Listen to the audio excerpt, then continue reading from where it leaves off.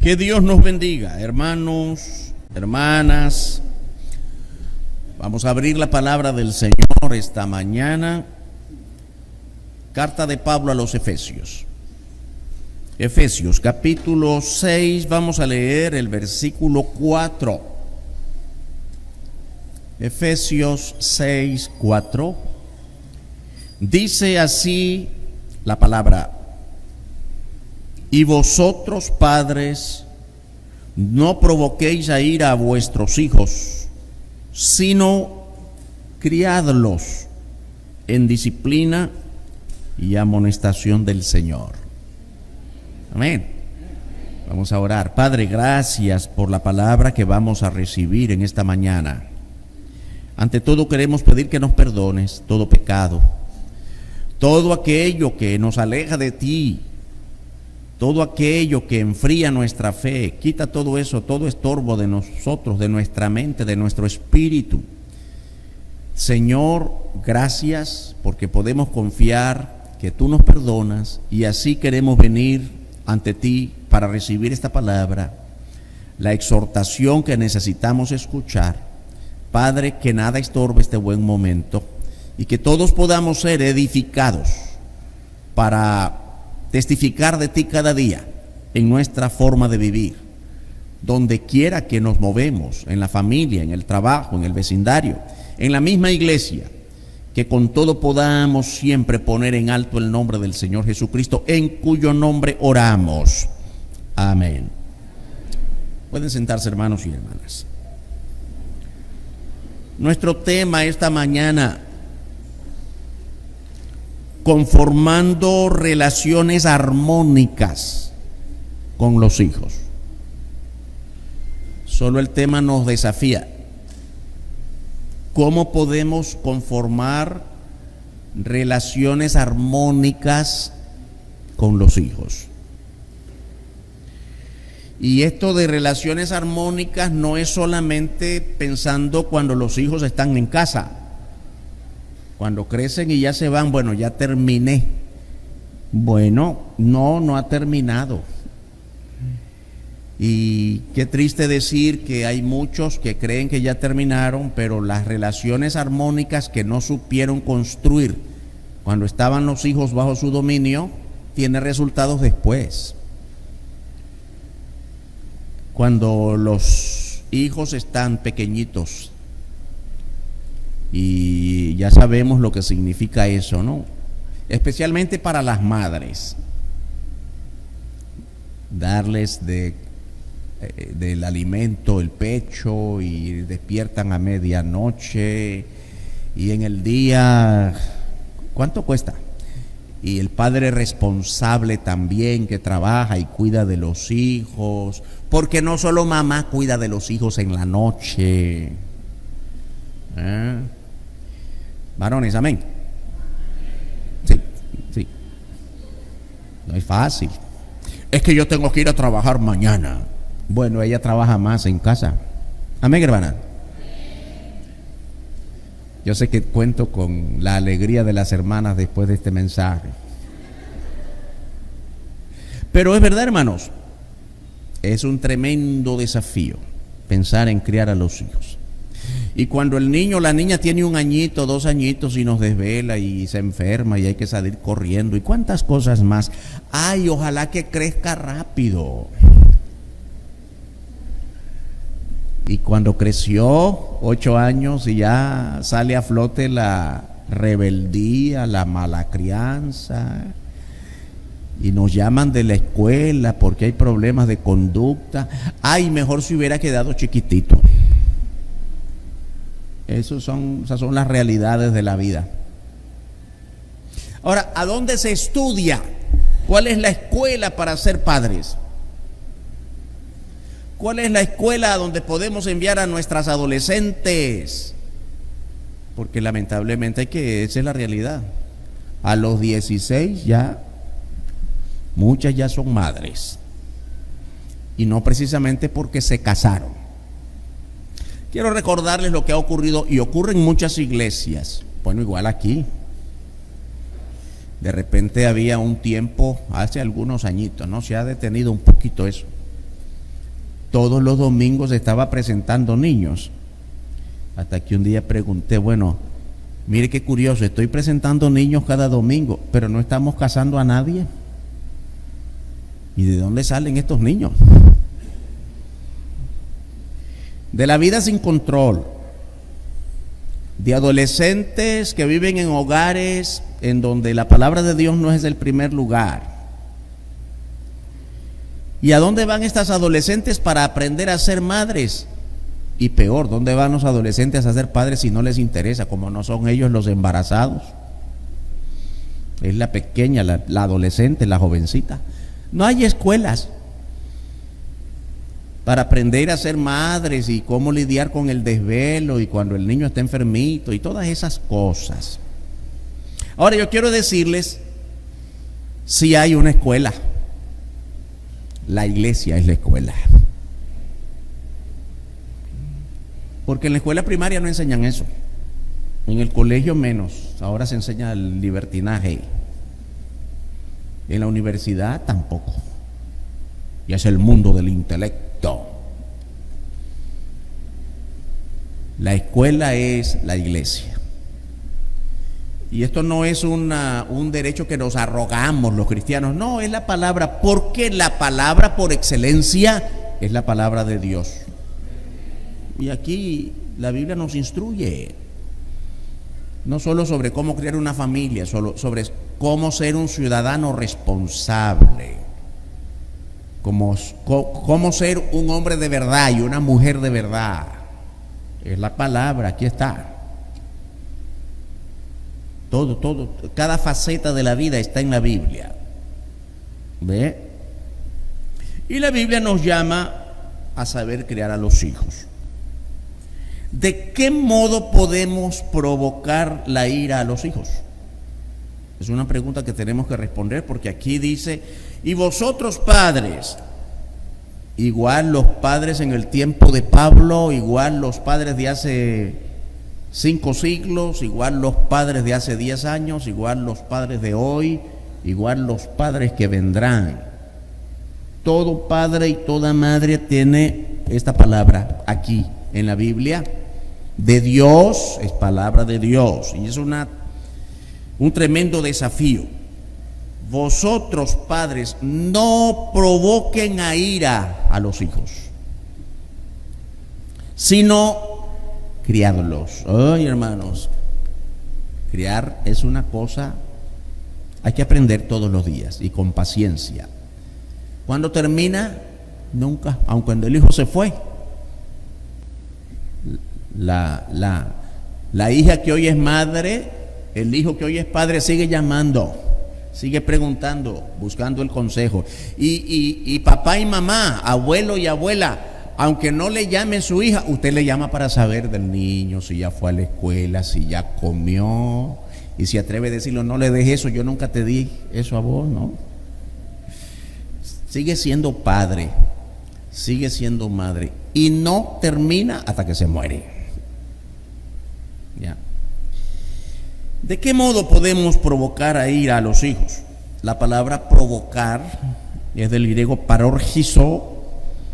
¿Qué significa? Ahora es sencillo, pero es importante de dónde proviene cada palabra importante que leemos en la Biblia. Significa encolerizarse, enfurecerse, conducir a la ira.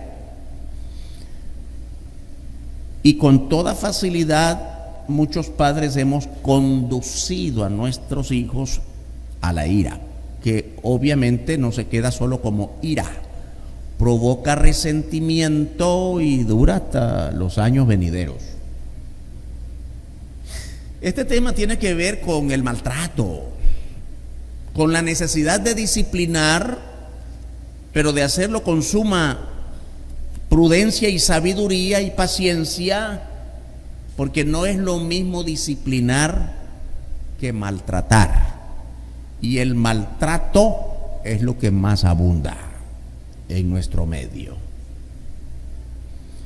Ya dije esto porque como es el desarrollo de una serie de temas, no creo que fue el domingo pasado que lo iniciamos, y estábamos hablando de esto, hermanos. Aquí tenemos un colegio más de 900 estudiantes, desde los más pequeñitos, desde de preescolar hasta los grandecitos de secundaria. Y oiga, aquí vienen maltratados, marcados en sus espaldas o en sus piernitas y enseñados a mentir. Si le preguntan, diga que se cayó de la escalera. Ya lo dijimos, ¿verdad? Y resulta que en casa nunca ha habido escalera. Es que me caí. Además de maltrato, tráguesela. ¿Tenemos que tolerar eso? No, la Biblia no nos llama a eso. Tenemos que enfrentarlo y empezar a enfrentarlo desde nuestra propia casa. Siempre hay algunos que dicen, yo creí que iba a venir a hablar, a escuchar un mensaje de cómo ser salvo en Cristo y de cómo ser buena gente como cristiano. No, esto también, por ahí empieza. Cuando usted se preocupa por saber criar a los hijos de acuerdo a la voluntad de Dios, eso es de buen cristiano. Estos no son temas separados del cristianismo, son esenciales de la vida cristiana. Y provocamos a ira a nuestros hijos cuando excedemos la disciplina. Tenemos que aprender a establecer un límite. ¿Cuándo es disciplina y cuándo es maltrato? Mire, se han hecho muchos estudios de la vida social de las familias en muchas partes. Esos son estudios constantes. Y en la mayoría de esos estudios está bien claro que aquellos que fuimos castigados muy duros, ¿cuántos como yo? Yo creo que la mayoría de mi edad nos dieron duro, ¿verdad? Bastante duro, era lo común en hace mucho tiempo. La mayoría de los que fuimos castigados muy duramente no necesariamente tuvo buen resultado, porque la mayoría se perdió. O sea que no hay pruebas estadísticas. Mire, por haber sido duro con mi hijo, ahora mi hijo es una gran persona. No, al contrario. Resentimientos de que no se me olvida cómo me dabas y cosas. Ahora, ¿eso significa, pastor, que no debemos disciplinar? ¿Cómo no? Vaya al libro de Proverbios y hasta habla de la vara, ¿no? Pero eso no significa. La vara no es tanto un chirrión, porque muchas veces también es simbólico. La disciplina dura, pero vamos a ver cómo se puede lograr. Primero veamos cómo podemos provocar a ira a los hijos. Provocamos ira cuando nuestro liderazgo está basado en la imposición. Mire, ¿verdad que es común que cuando mamá está sola con los hijos, papá está trabajando y mamá ya se cansó de estarlo regañando? ¿Cómo le decimos? Ahora le digo a tu papá. Papá es el malo. Y le damos una imagen de sargento. Y el niño se pone, ya viene mi papá.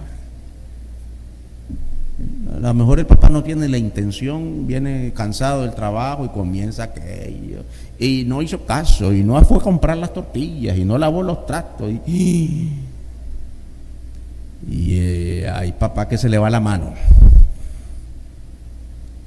¿Comprende? Cuando nuestro liderazgo está basado en la imposición. Usted lo hace porque yo lo digo. Muchas veces hemos hablado de esto y estoy repitiendo porque no todos vienen todos los días. Mire que esa no es la razón por la que el hijo tiene que obedecer. ¿Y por qué te tengo? Los niños no preguntan eso, pero si lo preguntaran, ¿y por qué te tengo que obedecer? Porque yo mando, porque yo soy papá o porque yo soy mamá. Bueno, sí es verdad que es papá y mamá, pero no es por eso. Hemos dicho muchas veces esto: si usted se pone como la autoridad suprema de la casa frente a los hijos o sobre los hijos, incluso ocurre con la esposita, ¿verdad? Toda sumisa. ¿Y por qué él va a hacer? ¿Por qué? Porque soy tu marido, ¿y qué? No es por eso. ¿Comprende? Cuando usted se pone como la autoridad suprema, número uno, le está poniendo límite a la autoridad, porque el niño sabe que a los 18 se le va. Es legal, ¿no? Ya soy mayor de edad. Aquí terminaron conmigo. Le está poniendo límite. Segundo, usted no es la autoridad suprema. Usted ejerce autoridad sobre los hijos porque es un mandato de Dios. Por tanto, la autoridad suprema en el hogar se llama Dios. Y todo niño sabe que de Dios nadie escapa. De papá sí me puedo escapar cuando tenga cierta edad, pero de Dios no. Hermanos y hermanas, nosotros tenemos que aprender a ubicar a Dios en el corazón y en la mente del niño como la autoridad sobre toda autoridad. ¿Y por qué tengo que obedecerte? Porque Dios me puso como autoridad sobre tu vida. Eso es distinto. El niño crece y llega a los 30, a los 40, a los 80 y siempre va a mantener ese principio de que Dios es la autoridad suprema y que nadie escapa de la autoridad de Dios. La suya, ¿sabe? Yo conocí a un hermanito aquí en la iglesia hace unos años. Ya tuvo un hijo cuando él tenía bastante edad. Ya el hermano era muy mayor y se le ocurrió cierta travesura y tuvieron un niño. Cuando este hijito llegó a los 13 y 14 se volvió bien rebelde y el hermano tenía más de 70. Y siempre, pastor, oré por mi muchachito, mira qué rebelde. Y me contaba cosas y le digo, hermano, pero ya usted, ya él es un hombrecito, no le habla fuerte porque es un hombrecito, pero no se va de la casa, está bajo su tutela, usted lo mantiene, háblele fuerte. No, pastor, yo no le hablo fuerte, ya no puedo. Le tenía miedo al muchacho. Le vaya y me da un golpe, no se lo aguanto. Se da cuenta que su autoridad es pasajera, su fuerza es pasajera. Llega un momento en el que ya no lo puedo tocar. Ya no tengo fuerza para decirle, se me va de la casa. No se lo dice. Pero ¿quién escapa de Dios? Cuando nosotros introducimos la persona de Dios en la mente de este niño, no a los 8, no a los 9, sino desde que nació, los resultados son diferentes. Provocamos a ira a nuestros hijos cuando el liderazgo está basado en la imposición. Que tengamos autoridad de Dios para corregir a los hijos no nos puede llevar a la autoridad irracional. También hemos hablado de esto, ¿verdad? Muchos ya de mi generación, hermano, fuimos castigados duramente. Y hasta después se dio cuenta mamá que no habíamos sido nosotros los de la travesura, sino otro vecino. Pero ya estábamos marcados. Ese es un castigo irracional. Castigo irracional cuando usted no investiga si es verdad que el muchacho cometió travesura. O castigo irracional cuando lo hizo bajo la ira. Acaba de discutir con el marido que la maltrata, entonces se quita el maltrato con el hijo. Y a veces la cadena va, ¿verdad? Entonces el hijo, como no tiene con quién desquitarse, se la desquita con el perrito. Porque la ira es irrefrenable si no estamos en la conducción de Dios. Provocamos a ira a nuestros hijos cuando la autoridad no está basada en la educación, que significa la persuasión, el consenso, el diálogo, el vení, vamos a conversar. Óigame, hay padres y madres que no conversan con el hijo. ¿Cómo te fue en la escuela? ¿Cuál es tu grupito? Porque en el aula pueden haber 35, 40 muchachos, pero no todos son amigos. ¿Cuál es el grupito de amigos? ¿Conoce usted a los amigos de su hijo? ¿Conoce usted de qué conversan? Y peor ahora cuando por razones del tiempo que vivimos, papá y mamá trabajan fuera de casa. No era lo común hace unos 40 años, papá trabajando, mamá en casa. Ahora no, papá y mamá trabajan. Hay tantas circunstancias que obligan a esa situación. Entonces viene el papá, viene la mamá muy cansaditos a la hora de la noche y no hay ánimo de cómo te fue, a ver, voy a revisar tus cuadernos. Nada, hermanos. Aquello es un desierto. Y más cuando agregamos lo que otras veces hemos dicho, ¿verdad? ¿Recuerdan la figura del comedor? Otras veces hemos dicho, ¿y para qué sirve el comedor? Para comer. No, eso era antes.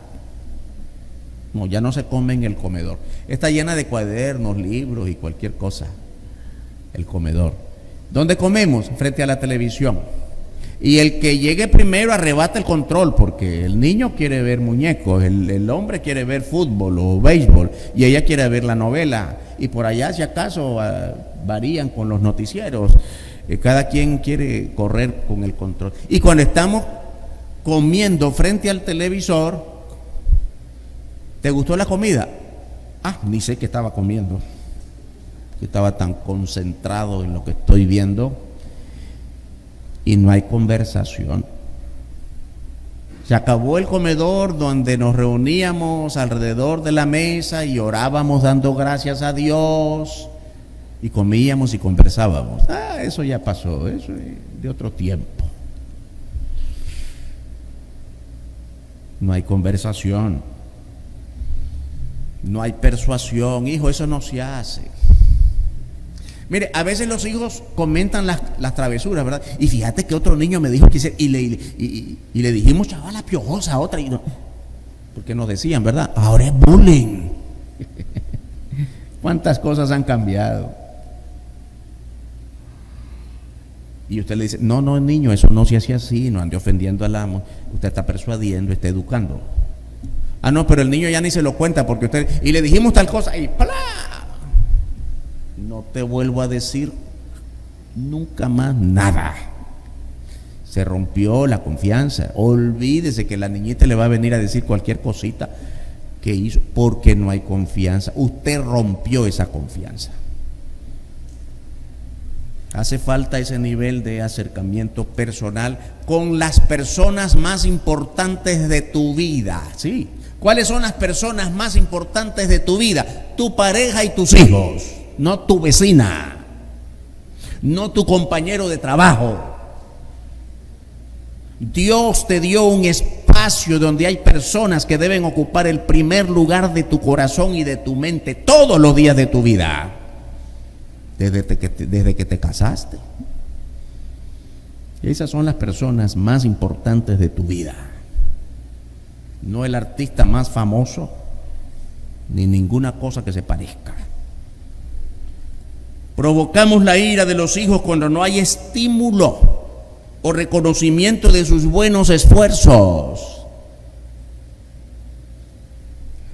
Mirá, la hija de la Juanita, la vecina del otro lado, saca 70, 80, vos solo me sacás 50 y 60, y viene el regaño.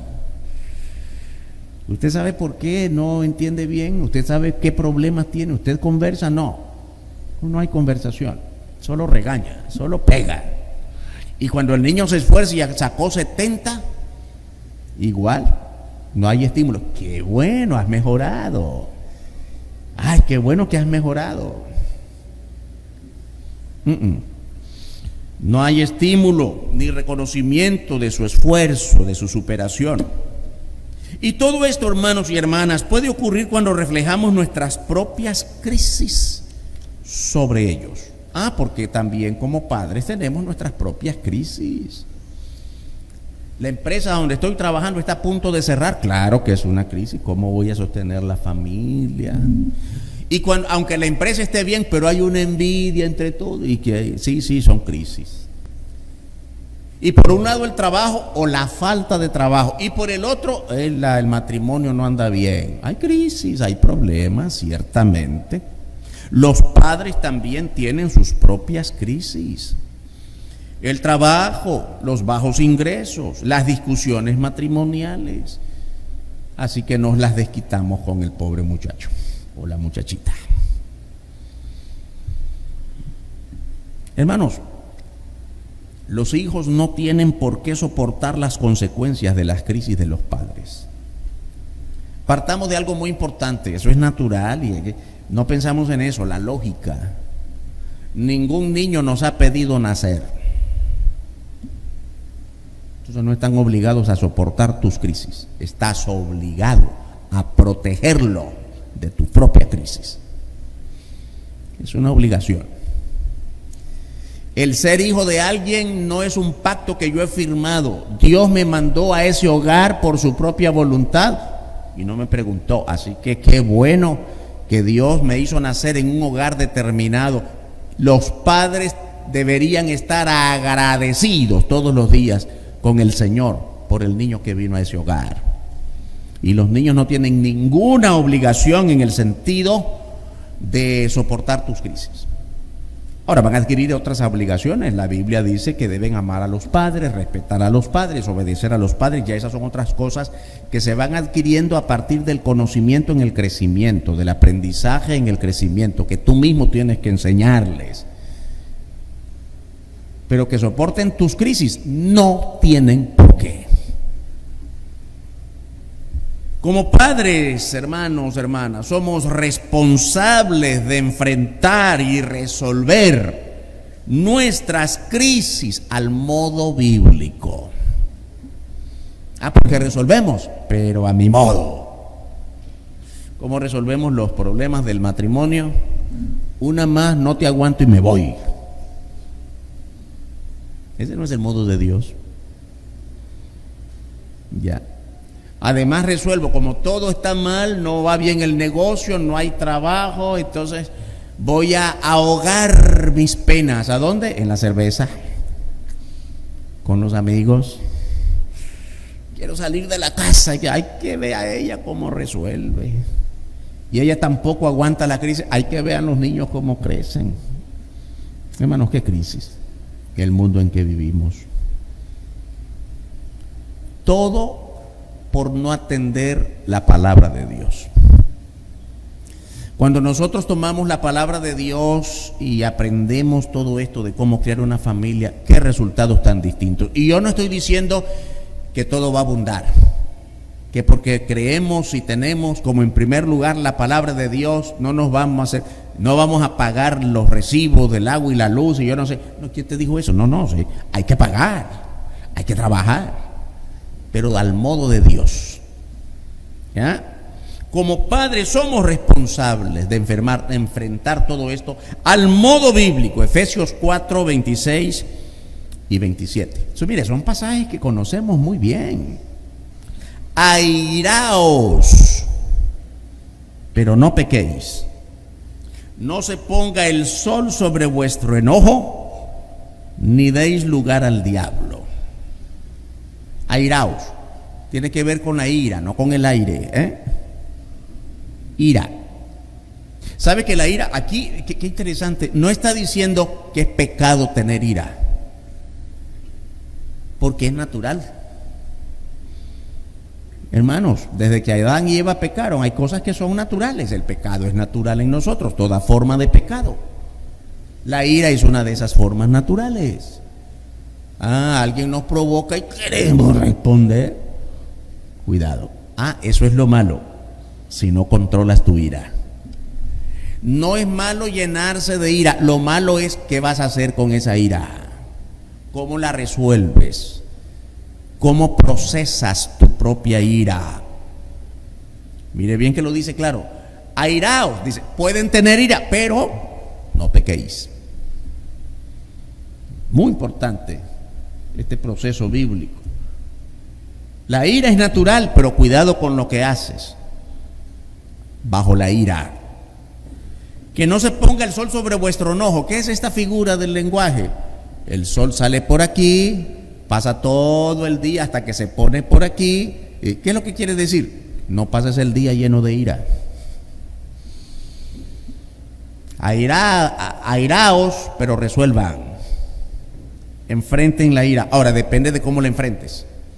Yo voy a acabar con esto, y si aquel me pegó, le doy más. No resuelves. ¿Cuál es el paso número 1? Vete a orar. Ay, Señor, mira cómo mi sangre hierve por esto que me están haciendo. Ora, cálmate. Todo está en el conocimiento de Dios. Cuando alguien te está ofendiendo o insultando, ¿crees que Dios no lo sabe? Solo tienes que confiar. Señor, tú sabes lo que está pasando. Quiero rendir delante de ti lo que me está provocando ira. Toma control. Ay, hermanos, que aprendamos lo que la Biblia dice de cómo tenemos que aprender a depender de Dios cada vez más, en todo, en cada pasito. Cada pasito, y cuando te das cuenta que fallaste, Señor, perdóname. Eso es hablar con Dios, ¿no? Hablar con Dios no es solamente cuando tienes tu tiempo solito ahí de rodillas, acabas de levantarte y pasas de rodillas no sé cuánto tiempo, pero durante el día estás hablando con Dios. Estás vendiendo, estás comprando, estás negociando algo, estás en una reunión, estás en una junta, estás hablando con Dios. Señor, ayúdame a no caer en esta trampa, ayúdame a discernir, ayúdame a presentar una palabra clara, etcétera, etcétera. Está hablando con Dios. Y mire bien cómo relaciona la parte final de este versículo: ni deis lugar al diablo. ¿Qué quiere decir? Hermanito, darle lugar a la ira para no resolver correctamente es que le estás dando lugar al diablo en tu vida. Y le damos lugar al diablo cuando no educamos bien a nuestros hijos de acuerdo a la voluntad del Señor. Cuando nosotros caímos en la ira y provocamos la ira de nuestros hijos, estamos dando lugar al diablo.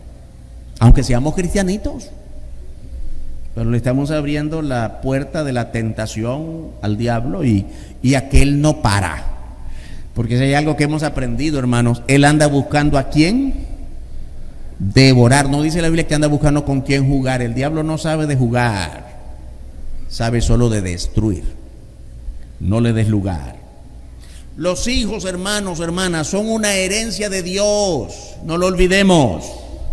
Son una herencia de Dios de la cual daremos cuenta frente a Él, frente a Dios. ¿Usted cree que, ya salí de mis hijos, ya se casaron, ya se fueron?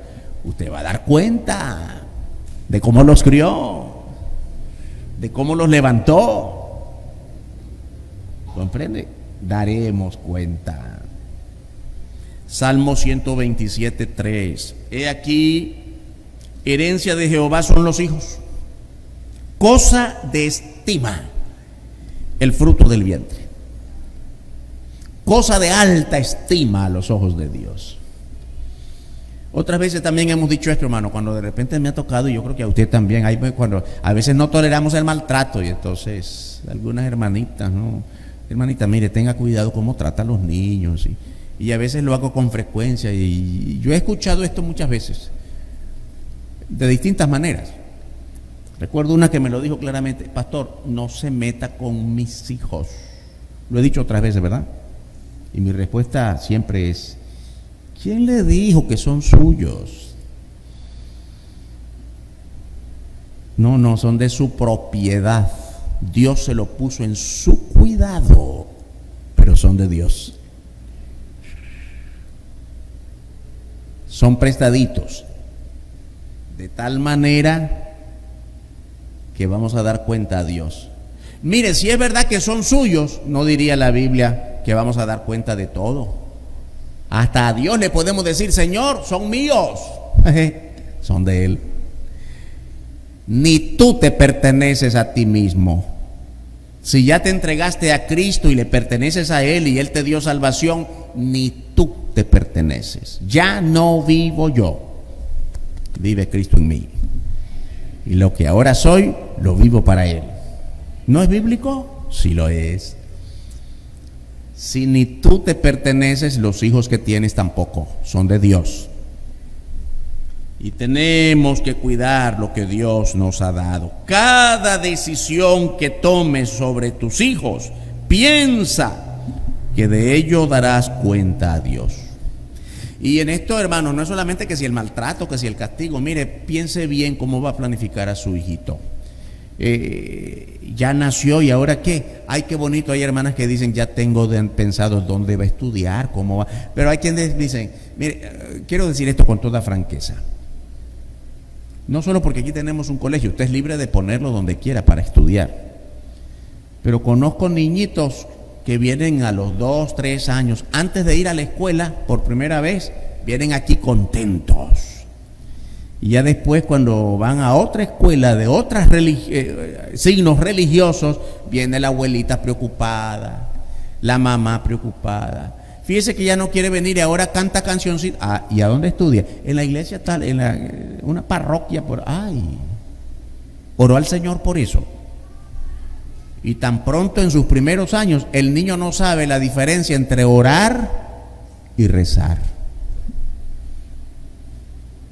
Y no sabe la diferencia entre el coro de solo Dios hace al hombre feliz y cantándole a la Virgen más tarde. ¿Quién decidió la escuela? ¿El niño? No, lo decidió usted.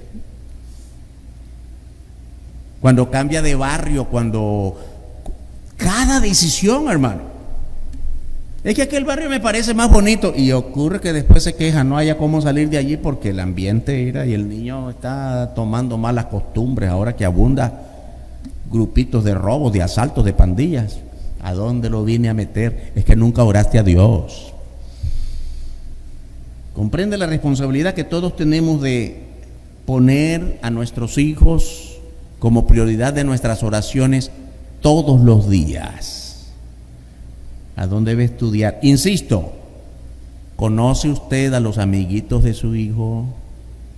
Y cuando usted está trabajando, papá y mamá fuera de casa y usted quiere controlar, ¿a dónde estás? Ya salió de clase porque estudia en la mañana, son las 3 de la tarde y no ha llegado a la casa. ¿A dónde estás? Estoy en un círculo de estudio. ¿Quién sabe dónde y con quién y cuál es el tema de estudio? Ya no controlamos eso. Óigame, hay algunos aquí que nacimos, gracias a Dios, en hogares cristianos y crecimos en la iglesia. Y en los años 60, 70, era fácil decir para un pastor desde el púlpito, es pecado ir al cine. Y era fácil controlar a los muchachos en los barrios que iban al cine, porque antes usted recuerda, bueno, los que ya son mayores, que para ir al cine se hacía fila. Ajá, Juancito, te vi en la fila del cine. 6 meses de disciplina en la iglesia, por ejemplo. Ahora, si yo le digo a nuestros jóvenes, prohibido ir al cine, se ponen a reír. ¿Y quién va al cine hoy? Solo por estar viendo juntos una película, pero el cine lo tienen en la casa. Bueno, ya llegó la hora de dormir, vamos, buenas noches, a lo mejor hasta oramos para ir. Y cada quien en su cuarto. ¿Qué sabe usted lo que está viendo su hijo en el celular? O en el internet de su equipo. Cada quien en su cuarto donde duerme. Usted no controla nada. Se da cuenta que todo termina en la conciencia de cada uno. ¿Quién siembra en la conciencia de los hijos? Usted. ¿A qué edad se empieza a sembrar buena semilla en la conciencia de sus hijos? Cuando me entienda. No, él ya entiende. Antes de balbucear la primera palabra ya entiende, ya percibe. Desde que abrió los ojitos, hermanito, que le oiga cantar. Yo recuerdo, todos conocen a Josie, mi hija mayor. Y bueno, lloroncita en los primeros días. Yo otras veces he compartido esto. Pregúnteselo a mi esposa si quiere. Hicimos un pacto. Yo trabajaba como todos los días.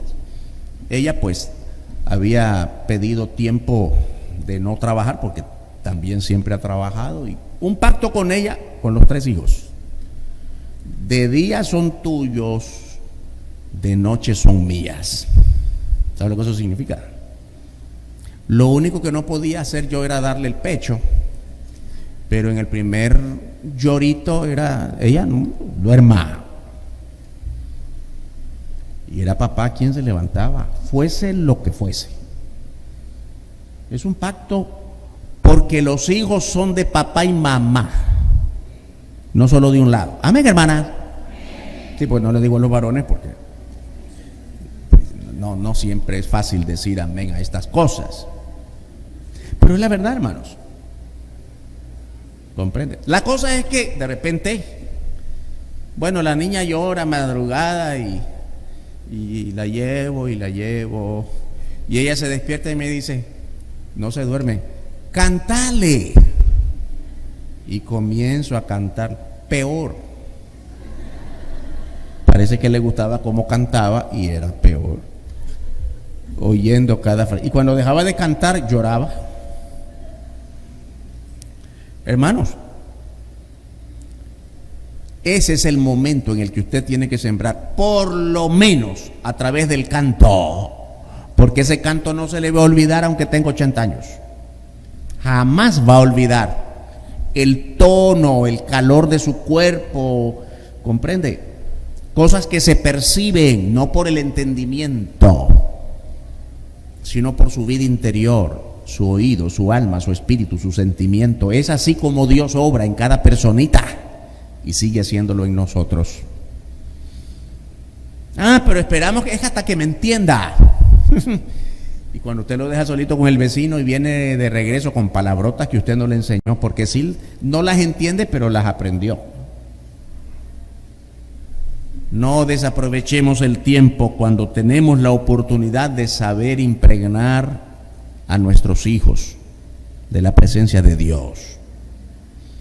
¿Cómo podemos mejorar nuestra relación con los hijos? Hermanos, hermanas, ahora que estamos en Cristo, nuestra identidad es espiritual en todos los sentidos de nuestro actuar. Ahora somos seres espirituales, aunque todavía andemos en este cuerpo. Ahora somos hijos de Dios. Ahora somos instrumento de Dios. Todo en nuestra vida tiene que ser espiritual. Tu primer rol en la familia es de educador. Cuando lo llevamos a la escuela, primer grado, ya ha corrido 5 o 6 años ya. El primer maestro no es la maestra de primer grado. Y no podemos cargar en la responsabilidad de los maestros de primaria cuando el niño sale mal. Es que lo mandé a una escuela que no era buena. No, el problema no es la escuela ni el maestro. El problema estuvo en casa. Efesios 6, 4 en la segunda parte. Sino criadlos en disciplina y amonestación del Señor. La palabra disciplina y la palabra amonestación en ninguna forma significan maltrato, dañar el cuerpo del niño. No, disciplinar es otra cosa. Amonestar es abrir sus ojos en la persuasión. Pero esa es la amonestación, mire cómo termina, del Señor, no la tuya. ¿Cómo es esta amonestación del Señor? La palabra. Mire, mi hijito, ¿sabe por qué yo le castigo? Por esto y esto. Porque la Biblia dice. Ay, hermano, qué cosa tan grande. No porque soy tu padre. No, mire, Dios dijo que usted tiene que obedecer. La Biblia dice. Usted no puede andar hablando mal del vecinito, porque la Biblia dice. Usted no puede hacerle daño a su hermanita, porque la Biblia dice. Usted no puede ofender al abuelito, a papá y a ninguna persona, porque la Biblia dice. Ay, hermano, la Biblia dice. Más que comer 3 veces al día, es comer la palabra en todo momento. Esa es la manera en que tenemos que aprender a amonestar, a hacer la amonestación del Señor, al modo de Dios. No es tu propia amonestación, sino la del Señor, es decir, la de las Escrituras. ¿Cómo podemos, hermanos y hermanas, mejorar nuestra relación con los hijos? Aprendiendo tú y enseñando a ellos a manejar el enojo. Porque todos nos enojamos. El niño también. También los niños se enojan. Tenemos que enseñar al niño a manejar el enojo. El enojo es natural en nuestra condición humana, pero es urgente saber manejarlo. Proverbios 14, 17. El que fácilmente se enoja hará locuras, y el hombre perverso será aborrecido. Ahora mire el 14:29, siempre el capítulo 14 de Proverbios. El que tarda en airarse, el que tarda en tener ira, es grande de entendimiento. Es una manera de decir, es sabio. Mas el que es impaciente de espíritu enaltece la necedad, se vuelve un necio. ¿Sabe cuál es la lógica de todo esto? Hay muchos más pasajes en la Biblia sobre esto. La lógica es: el que se enoja pierde. El que se enoja ya cayó en la trampa. También, hermanos, podemos lograr esto ejerciendo ejemplo frente a nuestros hijos. Preocúpate por ser el mejor ejemplo de tus hijos y de tus nietos. Tenemos que ser capaces de decir a los hijos: ay, hermano, síganme, que yo sigo a Cristo. ¿Verdad que es bíblico? Pablo se atrevió a decirlo a la iglesia: sean imitadores de mí como yo de Cristo. Ay, qué arrogante, qué orgulloso. Bueno, es que está siguiendo a Cristo. Si estás siguiendo a Cristo, te puedes atrever a decir a los hijos: síganme, yo sigo a Cristo. Vamos por el lugar seguro. Primera los Corintios 11:1: sed imitadores de mí como yo de Cristo. Hermano, hermana, atrévete a corregirlos sin excesos, con la persuasión, con tu relación cada vez más cercana a ellos.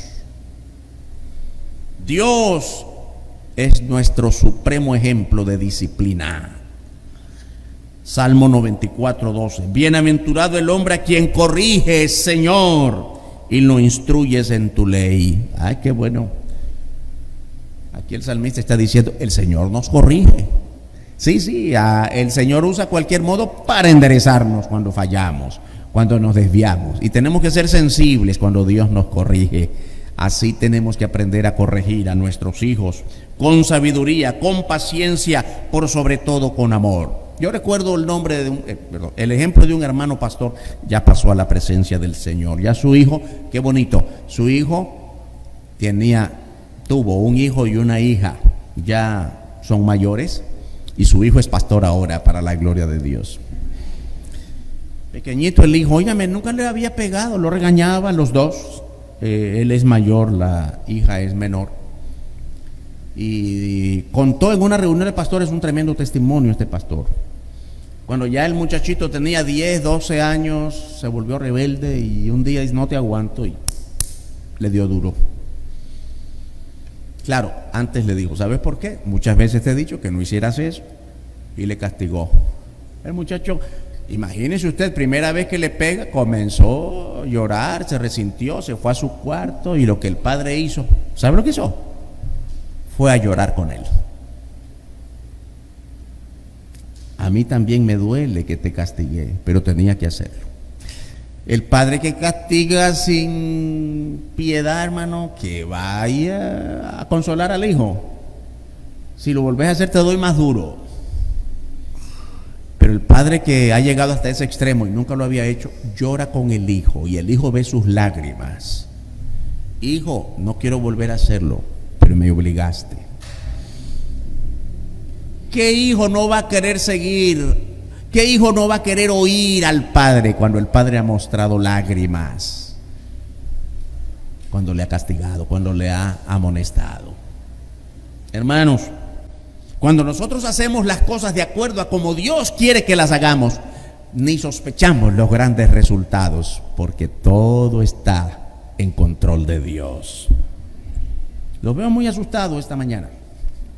Proverbios capítulo 3, verso 12: porque el Señor a quien ama reprende, como un padre al hijo en quien se deleita. Ay, hermanos, aprendamos a deleitarnos con nuestros hijos, observando el resultado de nuestro trabajo con ellos todos los días. Dale calidad a tu tiempo con ellos. No basta estar junto a ellos, sino con ellos, como una prioridad de tu vida. Ay, es que estoy cansado, vengo. Sí, es cierto, pero esa es tu prioridad número uno.